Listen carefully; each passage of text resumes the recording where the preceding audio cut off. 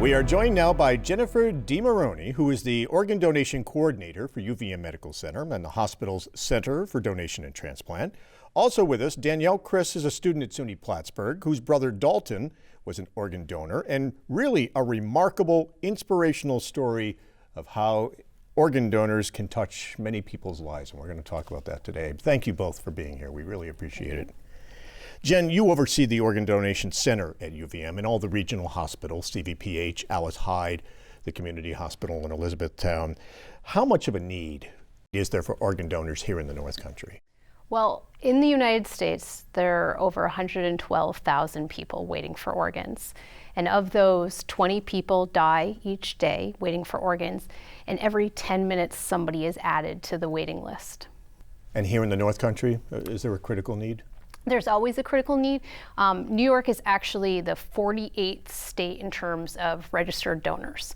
So we have some work to do when you consider that with the population of New York, a lot of New Yorkers are in need for organ transplants. There's truly a need. There's truly a need, and I think that people don't actually realize it until they're touched by donation, until somebody they know needs an organ, and then it kind of brings it home and makes it something that you start thinking about.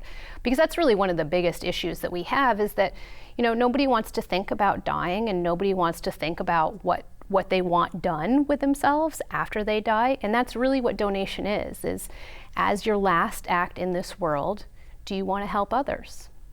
And the fact of the matter is there simply aren't enough organ donors. There aren't enough organ donors, and at this point the need grows every year, and the number of organ donors every year is so small that we will never make up. We will never catch up on that list.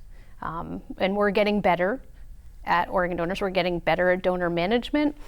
Our consent rates are very high. It's just that most people don't die in a way that they can become organ donors. So our pool of potential donors is just very small to begin with. It's a very small percentage who can actually donate. Very small percentage of people that can become an organ donor. It's very unique and very special to become an organ donor. Most of us won't be given that opportunity.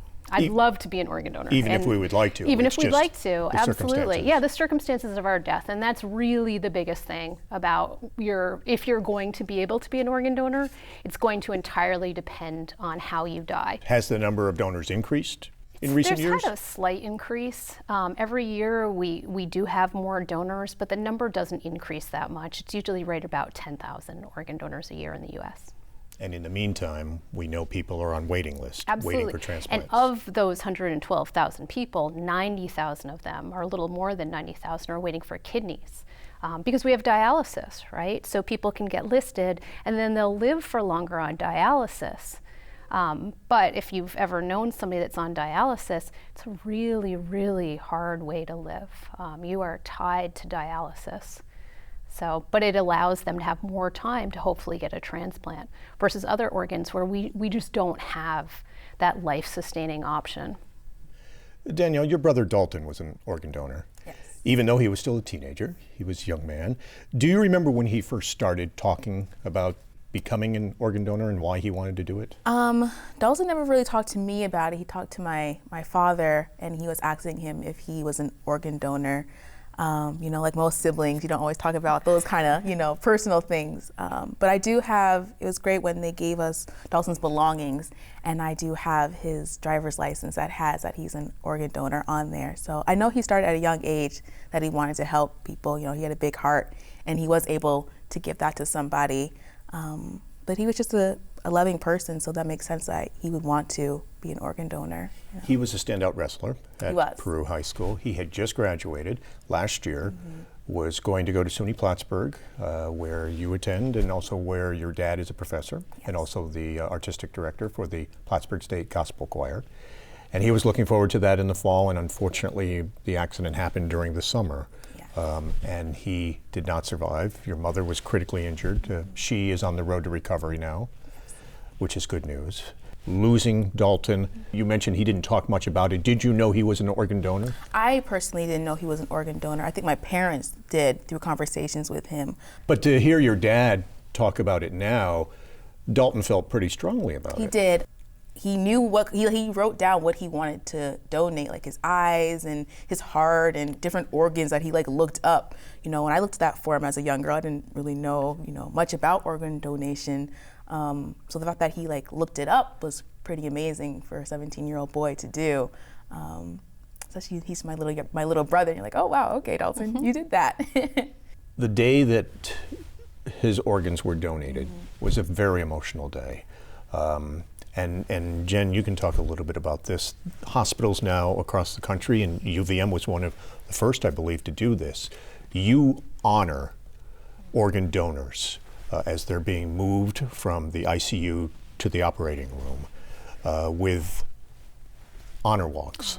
And we saw a little bit of this just before we started this interview. This is really a way to pay tribute to their gift that of sharing their organs, and it is just so incredibly moving and emotional.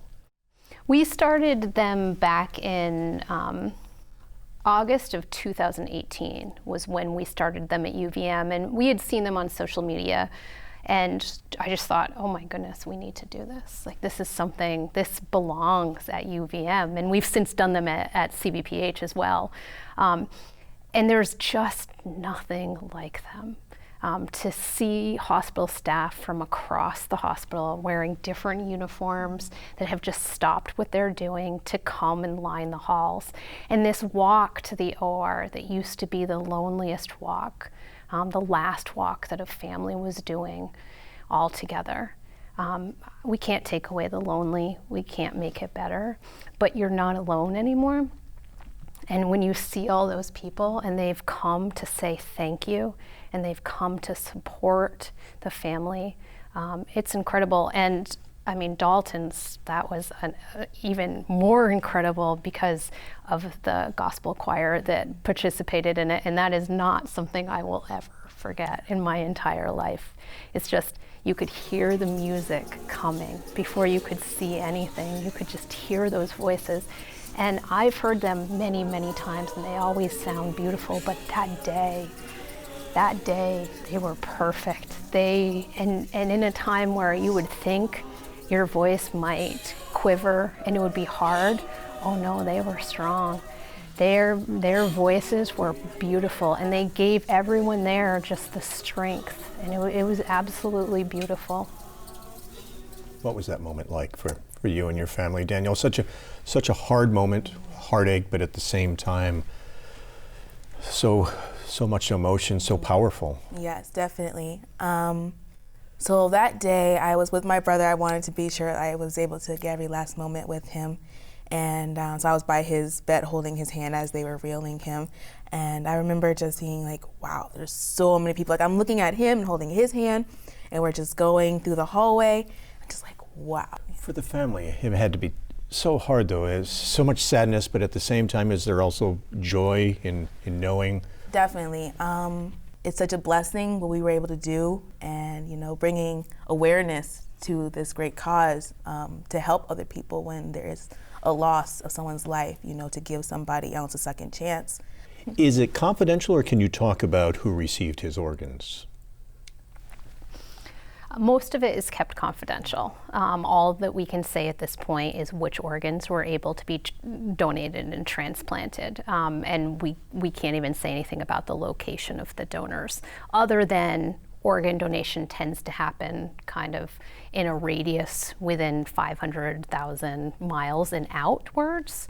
500 and 1,000. Yeah, so closest first. To. Yep, organs need to be retransplanted within a very short period of time, and so for that reason, your recipients are usually fairly close. 500-mile radius is out from wherever the donor hospital is. And Dalton wanted to donate his eyes, his liver, and his heart. Yes, and a few other things that they got to use. Kidneys. Kidneys. Oh, his kidneys as well. Bone, tissue. Skin. Really? So there vessels. were numerous gifts. Yep. One tissue donor helps over 50 people. So just his tissue donation, and that's not his heart, not his kidneys, not his liver, but that can help up to 50 people. So. And his heart went almost immediately to a recipient. Oh yeah, absolutely. To someone in need. Do you know who those families are, who the recipients are? Is there any interaction or communication between We the families? haven't gotten communication with them yet. I know the families usually have to contact us. Is that how it works? It can go either way. Donor families can reach out to recipients. It goes through the donation center first, then then goes to the recipients program, who reaches out to the recipients to see if they want that communication. Are you hoping that happens? Would you like to meet the families? Yes, definitely. I know my mom definitely wants to meet the man who has my brother's heart, you know. Now there's people elsewhere in the country that they don't necessarily know the name Dalton Criss, but they're thinking about Dalton Criss every single day. And National Public Radio did a segment just last month. Yes. So it's gotten a lot of attention. I would like nothing more than to have honor walks become something that is offered to every single organ donor in the country. That would be my goal, because they just are. It's such a simple act that is so meaningful. And does it raise awareness? I think it does. I mean, even at the hospital, when we were waiting to go to the operating room with Dalton, people were coming up to me that had come over because they knew the Criss family and saying, I'm going to sign up to be an organ donor. I had never thought of it. And now, because we're here right now and because of Dalton, we want to be organ donors. And again, it's just that people don't think about it. I mean, most people would help others if they could. It's just you don't think about it. And it's really hard for families at the point when they're faced with the loss of a loved one to make that decision if they don't know what the person's wishes are. Have the states, New York and Vermont, made it easier to become an organ donor? It's easier to sign up to be an organ donor, absolutely. You can do it, every organ donation center has a link that you can do. When you go to the DMV, you can register to be an organ donor. If you have an iPhone, and I'm not sure about Droids, but you can sign up through there to become an organ donor. There's Donate Life America that has a registry. And the important thing is to tell your family what your wishes are. Registrations are wonderful, but it shouldn't be the only thing that you should do. You should also talk to your family so that they know, so it's not a surprise for them. Because I can say, and I feel this was true with the Criss family, is that there's pride in that decision that Dalton made, that very grown-up decision to help others. I mean, what a legacy to leave.